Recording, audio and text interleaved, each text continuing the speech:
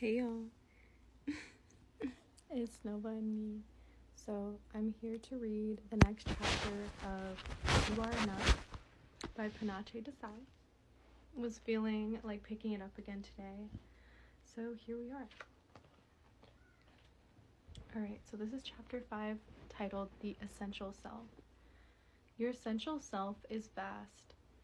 It is pure consciousness, universal awareness, and it is the foundation of all expression, creativity, and expansion in this world. It is you in your most unadulterated form. You entered this world with this essential innocence and purity, but life's events have distanced and covered over the core foundation of your being. You have forgotten the essential you. When you forget, you do something very curious. And there's crows outside, that's a sign for somebody. You experience your mind thinking, your feelings arising, and your body functioning, and you conclude that those aspects of your experience are the totality of who you are. You say, I'm fat, I'm depressed, I'm poor, I'm broken and hopeless, I'm angry, or I'm stupid, as if you are the thought, feeling, situation, or body part. But these are misidentifications, ones that cause unnecessary pain and perpetuate limitations.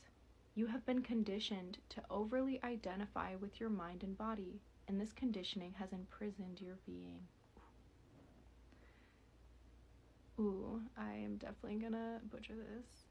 Descartes' famous maxim, cogito ergo sum, I think therefore I am, has become the basis of modern Western philosophy.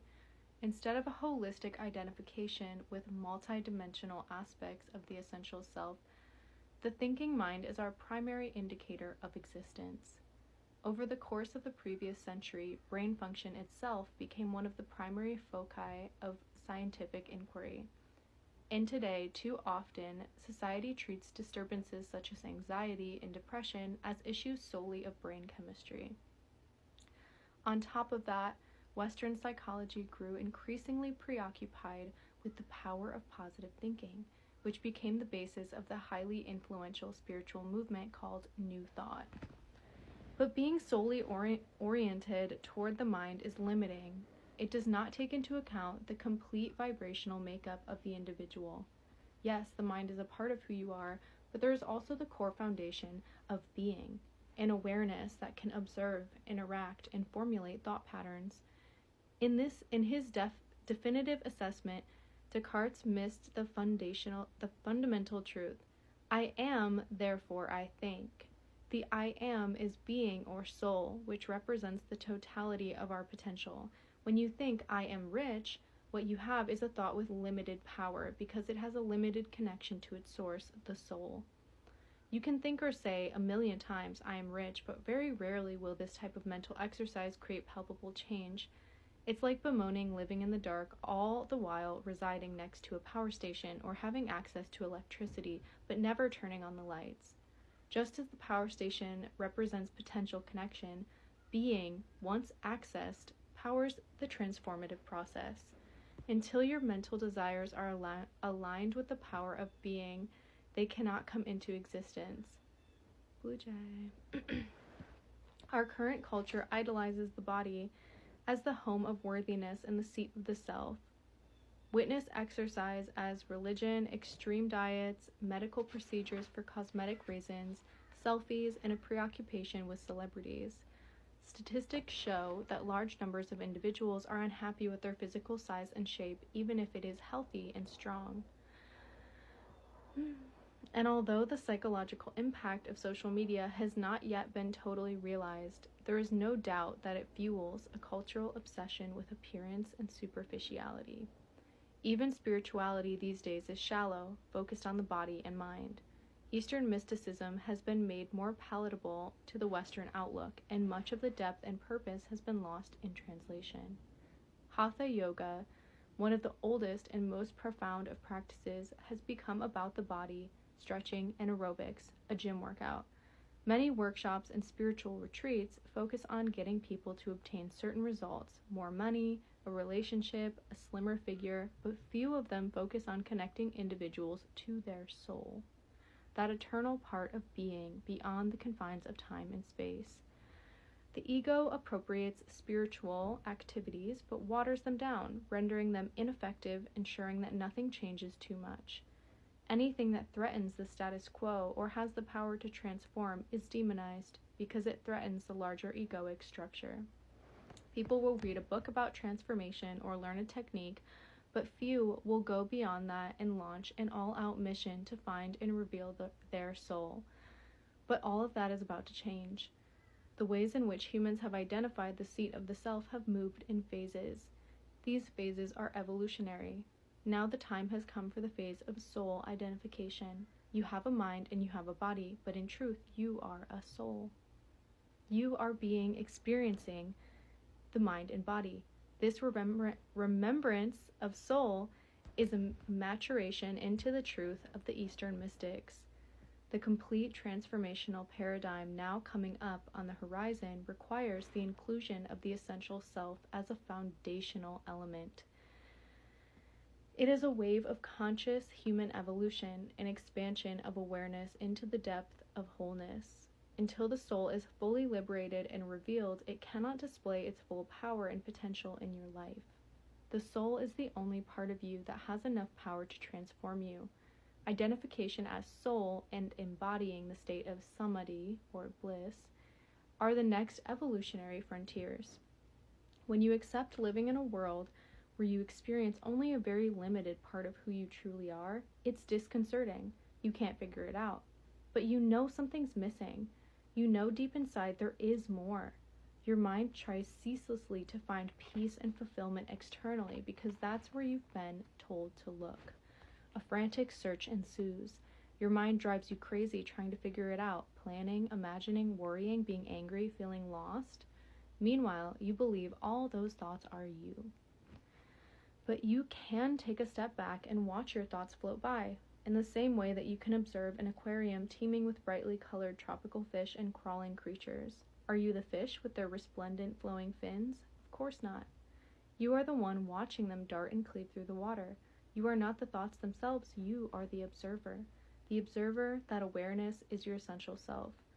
One moment you love a person, and then the next you hate that person. But when the love seems to disappear, do you disappear also? No, you are still here, nursing your breakup in a bed with a carton of Ben & Jerry's or a package of Oreos. No matter how much pain you are in, or how many hot tears stream down your face in the moments of your deepest despair, you are not your sadness or your heartache. Nor are you the infatuation you feel or the fear, the hatred, the laughter. As the observer, you can sense your feelings emerging and subsiding, just as you can sit at the water's edge and feel the cold waves washing over your toes one moment and then receding the next. Emotions are a part of your experience, and you allow yourself to feel them through to the completion, but they do not control you, nor are you defined by them, and then they pass. Every morning, you put your 2 feet on the floor next to your bed. Most likely the first thing you do is head toward the bathroom. In the mirror, you take a look at yourself, a quick glance at your face. Who is looking back at you? As you get into the shower, you assess your hips, your thighs, your backside. You identify as that body, and you think that body is too pudgy, too out of shape, or too wrinkled. The assessment awakens an internal emotional reaction, and in that experience, you unconsciously come to the conclusion, this is who I am. But the body is not the essential self, and yet you constantly reinforce the idea that it is. Okay, so we have like about a page and a half left. I'm gonna read as far as I can and then probably have to make a part 2. Think about how it feels to identify as a body that is never perfect, always aging, often suffering, and eventually dying. Like, damn. Think about what it's like to identify as chaotic thoughts, some happy, some irrational, some hateful, some incoherent, and some cogent. Think about how it feels to identify as emotions that sometimes overpower you and at other times make you run away. It's a roller coaster existence that could make anyone crazy. Okay, I'm gonna make part 2. Hey y'all, so this is part 2 from my last video of reading chapter 5 from You Are Enough. Okay. It's a roller coaster existence that could make anyone crazy. When the body is in its prime, when the mind is calm for 30 seconds, and when you feel happy, all is well. But the other 99.8% of the time, it's a bit insane. No wonder you feel unworthy and sad. You have obscured your essential self and identified with the created self and the body, mind, and emotions, all of which are in constant flux. This limited identification lacks a strong foundation.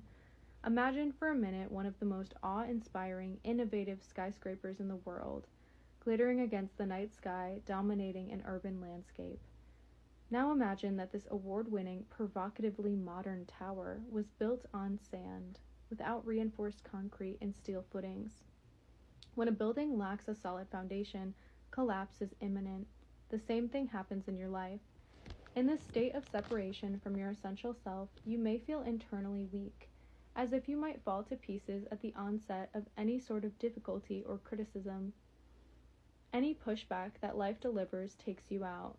You experience feelings of worthlessness and live in resistance to and judgment of your thoughts, feelings, appearance, and surroundings. And then you stay there, because you've been conditioned to hold on to whatever is normal with every fiber of your being, even when normal is chaos, dysfunctional relationships, or lack of financial security. You cling to the familiar even if it's just mediocre. You cling because the created self's greatest fear is the unknown. Life can never fool you again, although it will try relentlessly to convince you that there are endless obstacles to achieving your greatest desires. You are now awakened. You can't be dissuaded. The distractions that once kept you in the dark are slowly losing their power over you. When you willingly reconnect to your essential self, to your soul, you immediately access the power and potential for unimaginable transformation. This power requires no effort, no pushing, no striving. It is the most natural experience of all, and yet because we have been conditioned to move so far away from it, the experience feels completely foreign. Your beautiful mind, your perfect body, your expressive emotions, they are what make you unique. They are all the vehicles of your soul. Thank you for being here today. I hope that this helped you and you resonated with some part of it. Highly recommend to pick the book up yourself. It's been a really great read and it's been helping me personally. So sending you so much love, Lightwise. Thanks.